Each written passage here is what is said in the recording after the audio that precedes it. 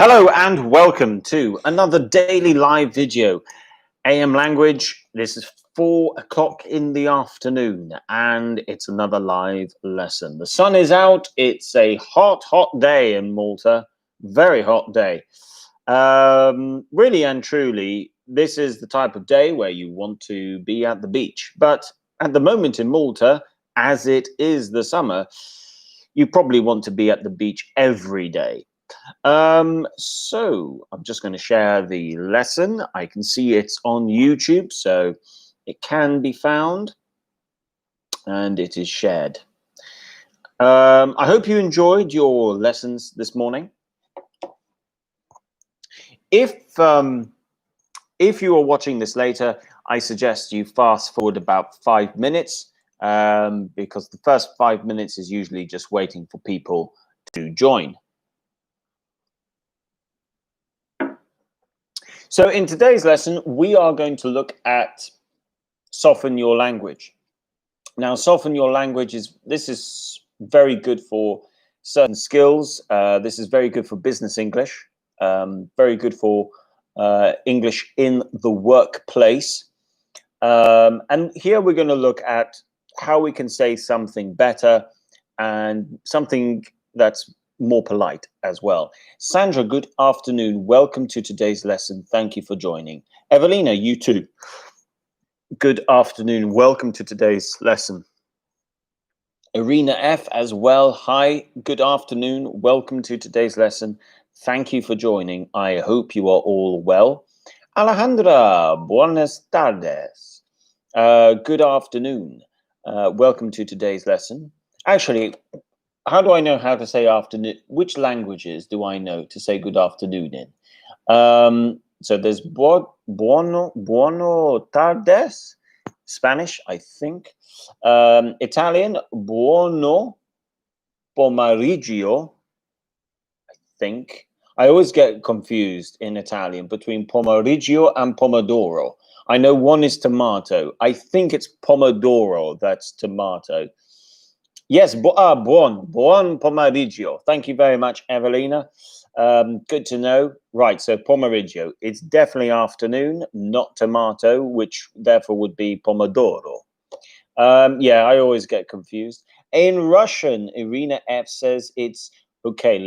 Apologies about my pronunciation. It's probably going to be bad. It's dobry den. Dobry den. If I'm saying it right, then that's easy to say. Dobry den. Dobry den. Excellent. Do I know what good afternoon is in Maltese? No, I don't. Thank you very much. Thank you very much, Arena F. Good after. Yes, thank you very much. Excellent. So we can agree. I can now speak Russian. Well, I can say one word in Russian. No, I do know another word in Russian, but I don't know what it means. Privyet. Privyet. Irina F, can you tell me, what does privyet mean? Is it thank you? I think it might be thank you. Let me know, Irina, if I'm right in thinking that privyet is thank you, or maybe it's hello. Yes, Irina F, thank you for confirming. So privyet is hello. Excellent. Well, I now know how to say hello in 3 different languages as well. And so maybe thank you is spasido. Spasido. I think I'm making that sound Spanish actually. Spasido. No, spasibo. Spasibo. Yeah, I think I'm making that sound Spanish. Spasibo. Even though it's Russian. Okay, excellent. Well, we'll make a start. So, guys, like I said, this lesson is going to be really good. Thank you very much, Irina F. This lesson is really good for English in the workplace, business English, and it's called Soften Your Language. What we need to do, we're going to work towards eventually being able to rewrite an email. But it's also good for speaking as well. So I'm going to start off with a good example. Okay, so let's say you want to say you are wrong. Now you are wrong. To say you are wrong, wrong is is strong. Now, if you're talking to your brother or your sister or your friend, maybe it's okay. You have a good, you know what your relationship is with with the person. You know what your relationship is. But when you say you are wrong in the workplace, or if you're having a very, the word is heated conversation. A heated conversation is an argument, but it's actually, well, funny enough, it's a good way to describe. So heated conversation is argument, and I would encourage you to use the term heated conversation in the workplace as well. It's a bit better than argument as well. So you might say, okay, the person is wrong. How can I tell them that they're wrong, but I don't want to be rude about it? I want to make sure that they understand that I'm still being respectful. You can say, for example, you now there's extra information, but what we're looking for here is a synonym to wrong, which is mistaken. So we can say, for instance, I believe you are mistaken, for example. I'm sorry to say you are mistaken. Or you can say, you'll find you are mistaken. Or simply, I'm afraid you're mistaken. I am afraid you are mistaken. So what are we doing here? Well, mistaken is a synonym of wrong, but it's softer language. The meaning is the same and people will understand it, but it's more polite. It's more formal, it's more polite, and you're more likely to get the response you want as well. But before we say you are, we have some extra language we can put in to, again, it's about softening the language. So instead of going straight in with we can say, I believe you are mistaken. I'm sorry to say you are mistaken. You'll find you are mistaken. I'm afraid you are mistaken. For me, I think the best one, when you know they are wrong, I would say probably, I am afraid you are mistaken. I think that's a really good one to go with. If you say, I believe you are mistaken, it's kind of saying, I think you are wrong, but I could still be wrong. So I would say, I'm afraid you are mistaken. And that's what softening the language is. So I'm going to write a sentence here, and I just want to see how you guys go about it. So if I write, for instance, actually, I want to add one extra bit to it before we actually start doing anything else. So let me just introduce you to another way that you can soften your language with a different thing, okay? So let's say, again, there's a mistake, okay? And you want to say, it's your fault. Okay, now fault has a very strong meaning. It means you are the person who made the mistake. Now, that has some strong language. If you say that to children, if you will get a very upset reaction.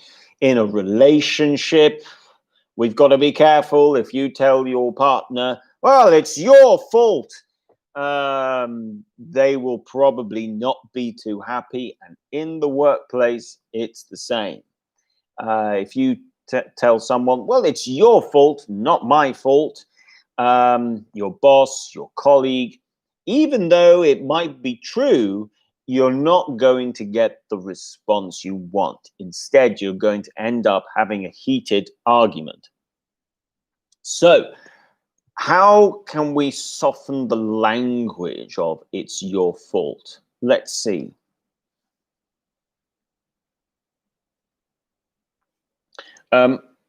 Well, let's go with this.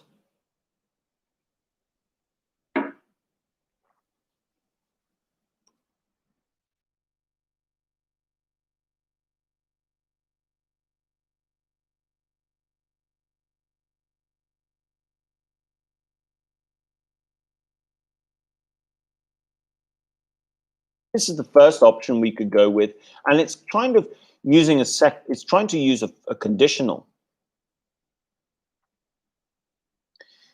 Now,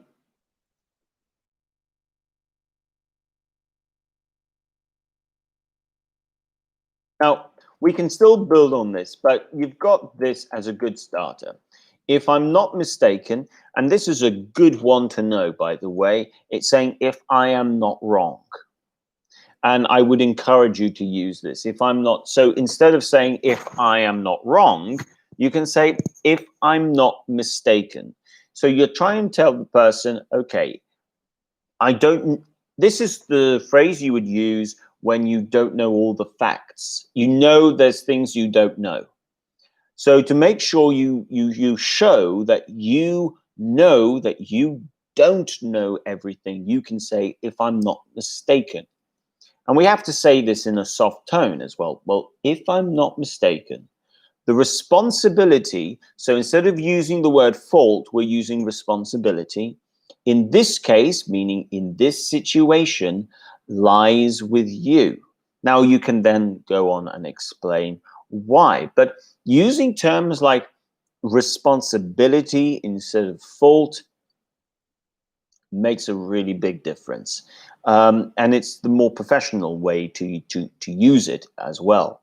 Now, you might say, well, what other way can we say it's your fault? Well, another way of doing it is this.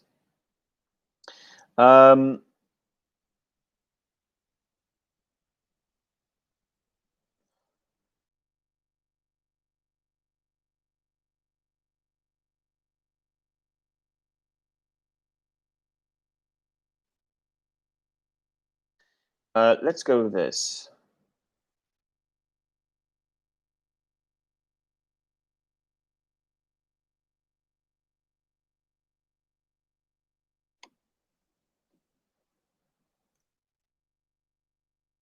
Hmm.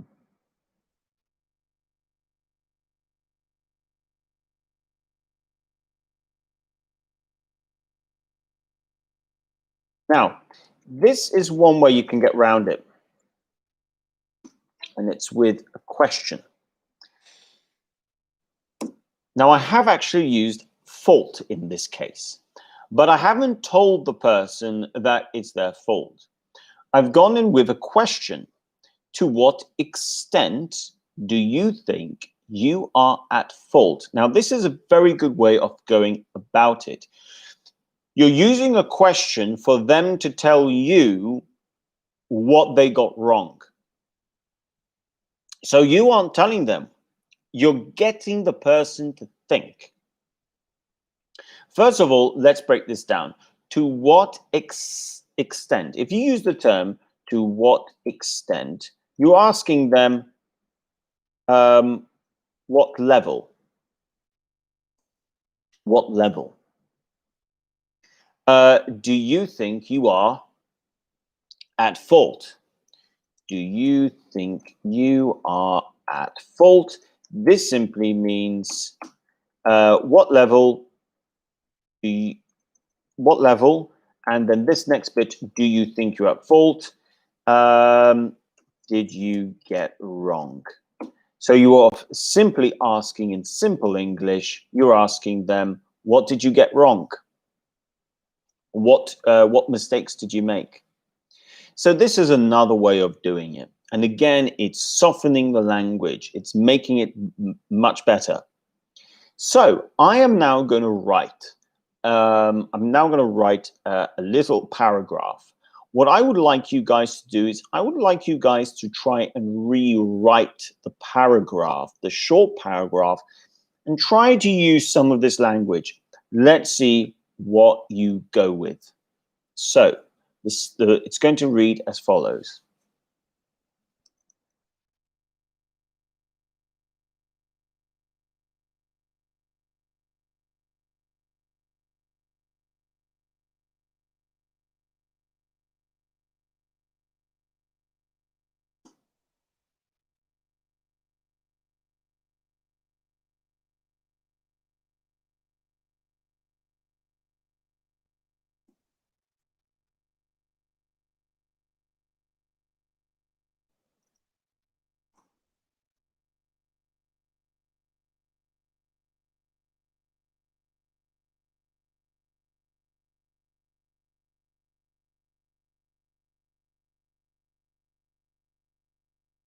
So this is actually, I've decided to condense it into a sentence.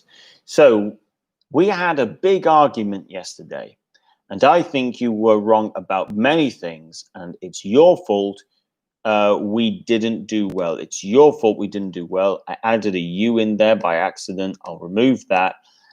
So I'll post it again. And what we can look at here is this. There's certain things we need to think about. So we need to try and fit in heated argument, heated conversation, actually. We need to put in heated conversation.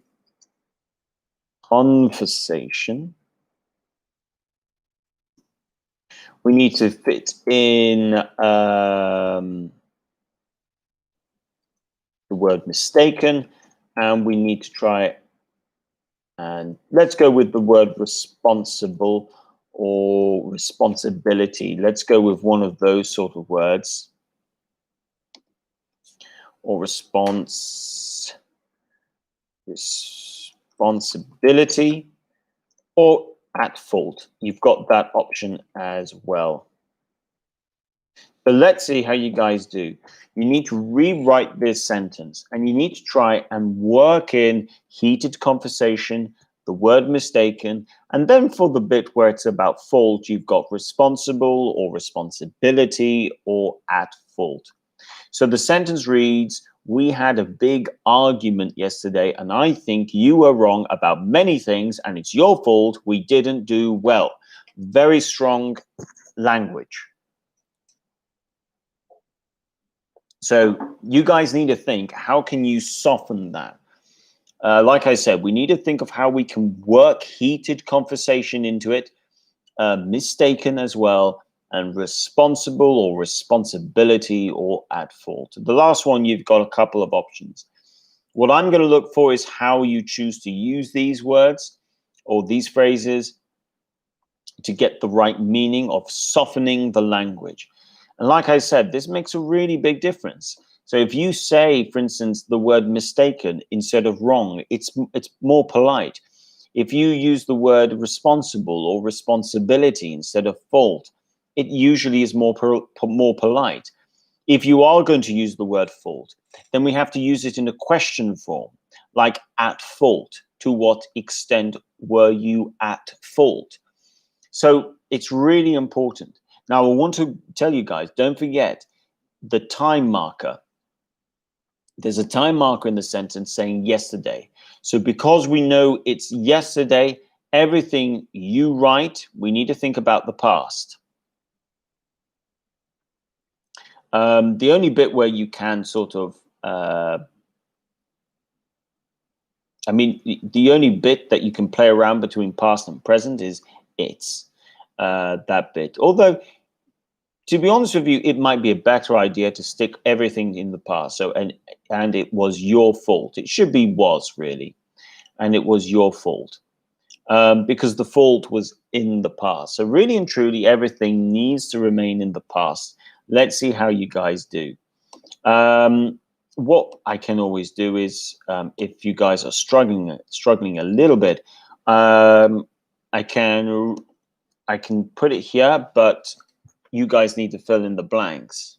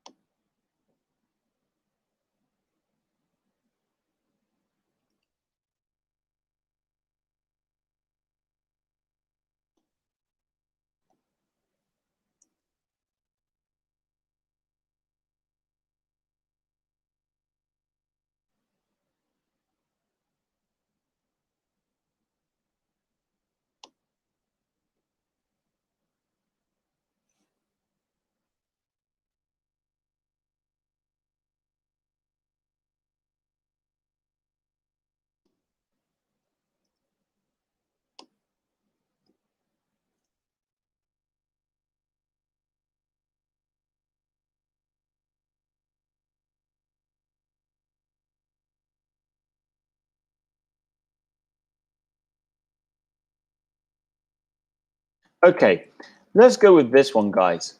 So I've just rewritten the task here, but I've left some blanks in. So you guys now need to think of how can you complete this. So you had we had a blank yesterday. So that's the start of it. We had a blank. Then from there we need to think about and I. Now here you could use the word think. You've got other options. You've got believe. You were something with regard to a few things. To what extent do you think something, something, something? So let's see how you guys try to finish that. Don't forget, you can use heated conversation, mistaken. You could use the word responsible if you want at the end. So let's see what you guys write. It's all about softening your language. So this is something, like I said, that you would learn well, becomes very important in the workplace, especially. And then we'll move on. We'll move on to the next thing of softening the language. One of the things I would say is, in case you're wondering, can you use this on WhatsApp? The answer is yes, you can. You can use this language. It is formal, but just because it's formal doesn't mean you can't. There aren't going to be occasions when you might need to use it in a different situation. So let's see what you guys say. We had now don't forget, this here is an argument. But instead of using the word argument, maybe you want to use a different term. Maybe you want to use heated conversation, for example, yesterday. And now you've got the options. You could use think. You might think believe might go better there. You were something with regard to a few things. Here we're thinking of another word for wrong. And that's the important thing. And then we end up with, to what extent do you think something at the end? Maybe you think it's saying, to what extent do you think you are responsible? To what extent do you think you might be at fault? That's another option. Alejandra, Alejandra has said, we had a heated conversation yesterday and I'm mistaken you were at fault with regard to a few things. To what extent do you think? Oh, I see what you're going with there, responsible or responsibility. Really well done, Alejandra. I think there's a lot of good things here. Let's see how you did. So we had a heated conversation. So the first bit, excellent. Well done. You've then said, and I'm mistaken. Now, if you say I, then mistaken, you'll need the verb to be in between, like I am mistaken. But if you say I am mistaken, then you're saying I am wrong. So we have to be a bit careful. We need to know, are you saying I am wrong, or are you saying you are wrong, or the other person is wrong? If you want to say the other person is wrong, then you can say, for instance, and I believe you were mistaken out a few things. Okay, next bit, at fault. You were at fault. This is good. So well done, Alejandra. So the next bit, you were at fault. That is the correct way of writing. It's quite strong in terms of putting your point with regard to a few things. So if we put this together, you might end up saying, we had a heated conversation yesterday and you were mistaken. I think the way we can probably link these two things together, we can say, and you were mistaken about a few things which you were at fault for. You could go for something like that. If you're uncomfortable using If you want to soften this just a little bit, even more, you can say, which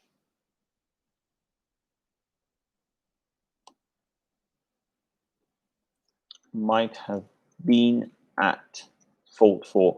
If you want to soften this even more, you can go with that as an option. So let's look at the next bit. To what extent do you think you are responsible?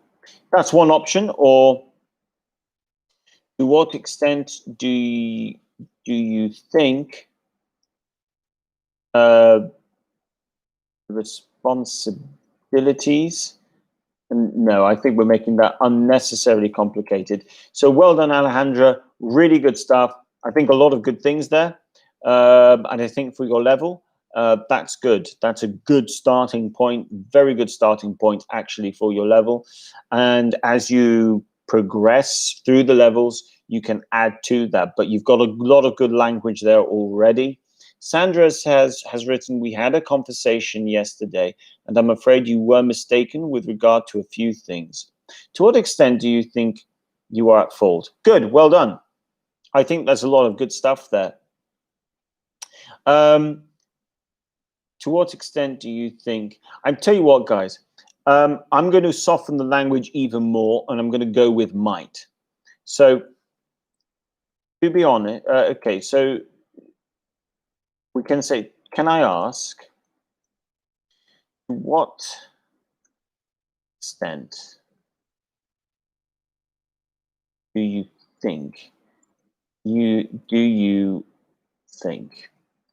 you might have been at fault for, or responsible for? Now, when would we use this type of thing? Well, this is very polite, but it's still quite strong. You're not being impolite, but you're still being quite strong. And we've got different ways of doing it. So if you say, can I ask, to what extent do you think you might have been at fault? Actually, can I ask, to what extent do you think you might have been at fault? Forget about for. That's just me being silly. What did I write that for?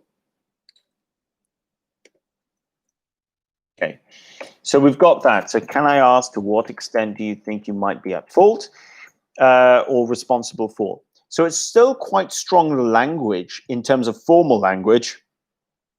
It's not rude, but you would have to probably, if you write that, it does mean that you don't want to be unobvious. You want to be obvious. I mean, this is sort of something you would expect maybe from someone who wants the other person to actually think a little bit, but you're not letting, you're not being soft on them. It's important to remember, softening the language does not mean you're being soft on the individual. Now, let's look at the next, another example here. So let's look at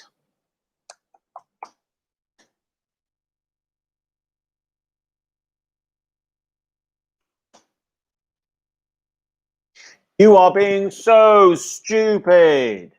So stupid, really strong language, definitely not the type of language to use in the workplace because people will get annoyed. Of course, if you know the person well and you have a very good relationship, that's something else. But let's say someone is being stupid. They are just being really, really stupid. And you want to tell them that they're being stupid. I'm going to give you some options. Which option do you think is the best option when it comes to softening the language to tell the person they're being stupid? Is it A,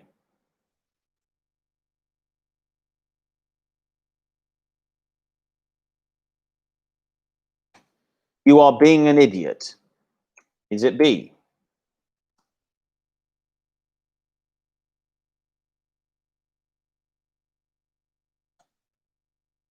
You are being foolish. Foolish is another word for actions and words that are maybe stupid or bad or wrong. Or C.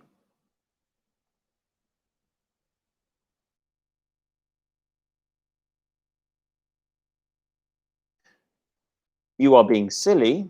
And finally, still got one more to go, Irina. I'm going to give you 4 because I want to talk about there's different levels here. And finally,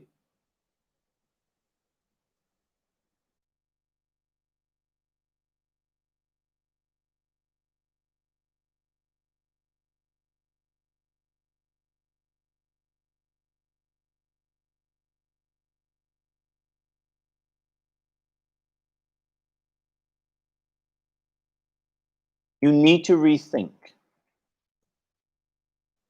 So you've got A, you are being an idiot. B, you are being foolish. C, you are being silly. D, you need to rethink. So let's see, what do you guys go for? A, B, C, or D? Silly is an interesting one. I mean, silly is something you can definitely, it's quite informal. Alejandra thinks D. Let's see if others agree with her. Silly is quite informal language.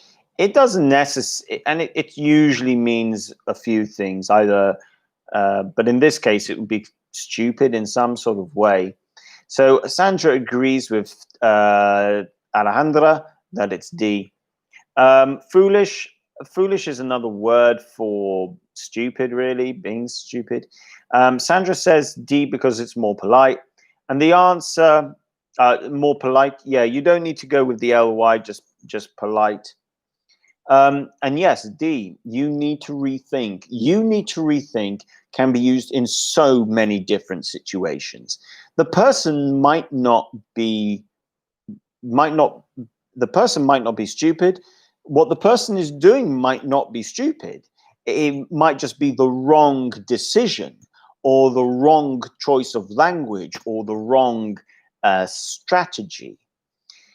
You need to rethink. The word rethink is so flexible. You can use it in many different situations, and it's the right thing to do.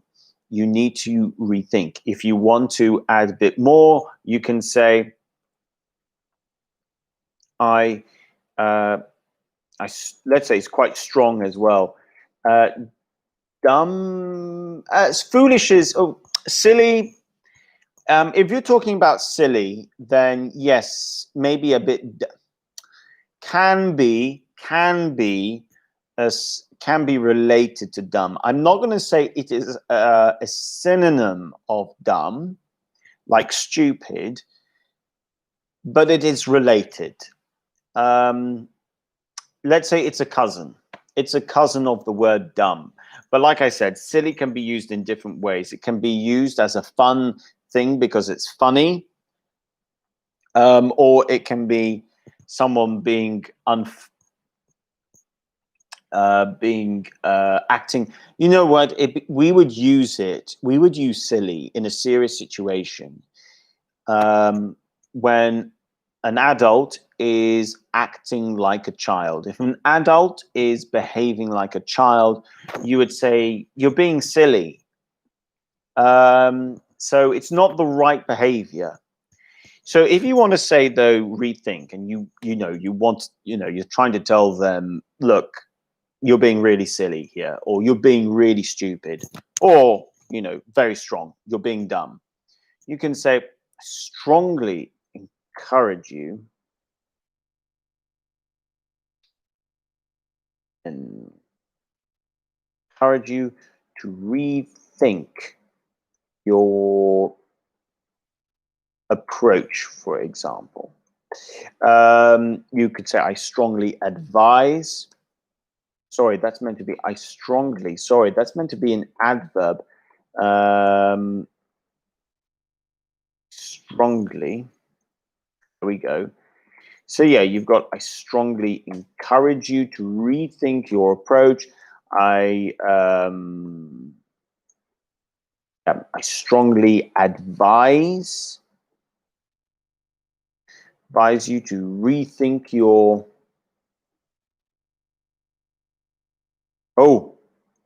comments.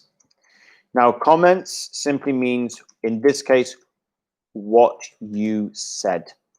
So if someone came out with bad language, stupid language, offensive language, unfair language, and you want them to basically realize that they didn't say the right words, that they were unfair, you can say, I strongly advise you to rethink your comments.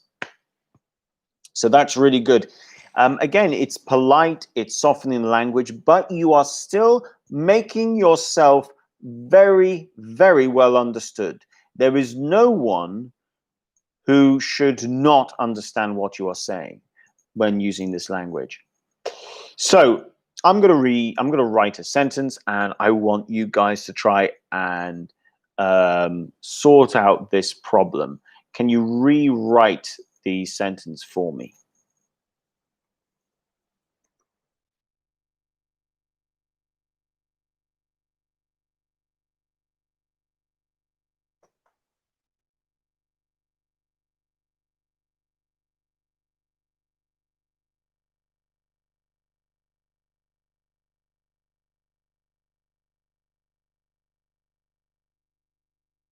Your words were hurtful and you're just being stupid.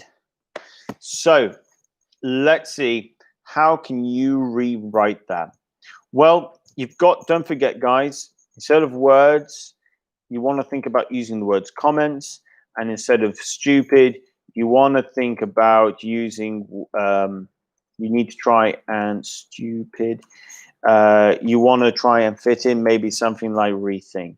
Like I said, guys, rethink does not automatically mean what the person has said is stupid, but you're telling them that they need to rethink. You can use it if someone's been stupid. You can use it if someone is right, but they used the wrong words. You can use it because maybe they haven't said anything that's not polite. Maybe they've been very polite, but maybe their argument isn't very good. So yeah, you can tell them you need to rethink. Your argument isn't good enough. There's something wrong with your argument. There is something wrong with what you're doing. If it's food, for example, and you're cooking, and you can see someone, trying to make a sauce and they are getting it wrong, you can say, I think you need to rethink what you are doing. It looks like maybe you're mistaken with your approach. So approach, by the way, just to let you guys know, in case you don't know, is the way you are doing something. It's the way you try to do something. And that's what we mean by approach. We've got 5 minutes left. Let's see what you guys do for this one. But yeah, rethink. Definitely try and start to use this term. It's really flexible. You can use it in many, many situations. Because one of the hardest things to show when you are writing in English, when English is not your first language, is meaning. But that's the same for any language. Sometimes trying to write and you're trying to get the meaning across can be difficult, especially if you don't want to be rude. It's also when you are speaking, you will find that, sometimes people might not understand what you are saying. And you don't know how to say what you want to say more politely because you might not have enough words. This is a good example. Using words like rethink. So many situations you can use it, and I strongly recommend it. Rethink. It's good to rethink. Maybe we need to rethink. Okay.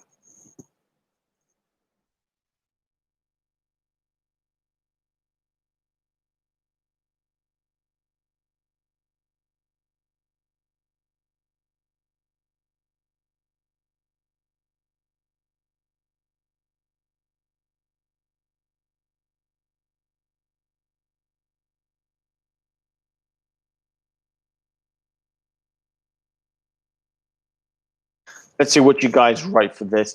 I'm just adding a little bit more here. Oh, by the way, hurtful in a social environment, you can use hurtful. In the professional environment, you might say unprofessional. You could go with that as well. If you don't want to use the word hurtful, you can use unprofessional, meaning, I mean, if someone is being hurtful with their words, they're not being professional. So if they're not being professional, you can say unprofessional. So let's see what you guys go with. You're something hurtful or unprofessional. And I suggest your approach. Alejandra has written, your comments were hurtful, and I suggest you rethink your approach. Really well done, Alejandra. That is the correct answer. Excellent. Well done. So yeah, that's exactly what we were going for today. Okay, so guys, by the way, regarding what did I want to say? Tomorrow, just in case, because what am I doing tomorrow? Tomorrow, guys, is everyday phrasal verbs. So please join me tomorrow for everyday phrasal verbs. That should be good. And just in case you guys want to know about what's happening this week, Sandra says, your comments were hurtful, and I suggest you rethink your approach. Well done, Sandra. That's the same answer as Alejandra, and you are correct as well. So really well done. Great work. Evelina, comments and rethink. Excellent, Evelina. That is the correct answer as well. So guys, just to let you know, this week in the activity program, you have some opportunities to go to with the school. You have the opportunity with the leisure department to go to St. Paul's Catacombs, Rabat, and Mdina tour. There's a Slima city walk, meet and greet, but that was Monday. We're already on Wednesday. So from tomorrow, you've got the option of cities and temples tours at Maliha Bay and Beach Barbecue. Maliha Bay and Beach Barbecue could be a really good one to go to. Friday, you've got more stuff going on in the evening in Mdina. You've got a jazz night. I do recommend the jazz night, by the way. So guys, if you're thinking of, if you like music, there is a jazz night. They go to a wine place. I think it's called Bridge Bar in Valletta. If you've never been, I do recommend it. That's a good place to go. Saturday, you've got your options to go to Gozo and Camino. And then on Sunday, there is a private boat trip that you guys can go to as well. So you've got some good activities that technically you can still kind of social distance. As far as I'm aware, I don't think there's anything there where you end up being around lots and lots and lots of people. The only one that might come close to that would be the jazz night, because you're not in the open, you are in the open space, but it usually is quite popular. So the only one where there might be a lot of people would be the jazz night, but that's just in Valletta. All the other things, though, you can probably maintain social distancing. So guys, thank you so much for taking part today. A big thank you to Alejandra, Sandra, Evelina, and Arena F as well. Thank you very much for your participation today, and really well done. Please like the video, and yes, please share with other people, maybe people back at home who you know would quite like to learn English. As always, there's always a link to our website to find out more about lessons. And yeah, and if you're new, please subscribe to the channel as well. Alejandra, you are welcome. Thank you. Have a lovely day. Evelina, you too. Have a lovely day. Thank you. Irina, you too. Thank you very much. Thank you very much. And Sandra, you too. Thank you very much, and have a nice afternoon. To everyone else who might not have commented, thank you as well for watching. Take care. I'll see you tomorrow, 4 o'clock, phrasal verbs. So see you then. Bye for now.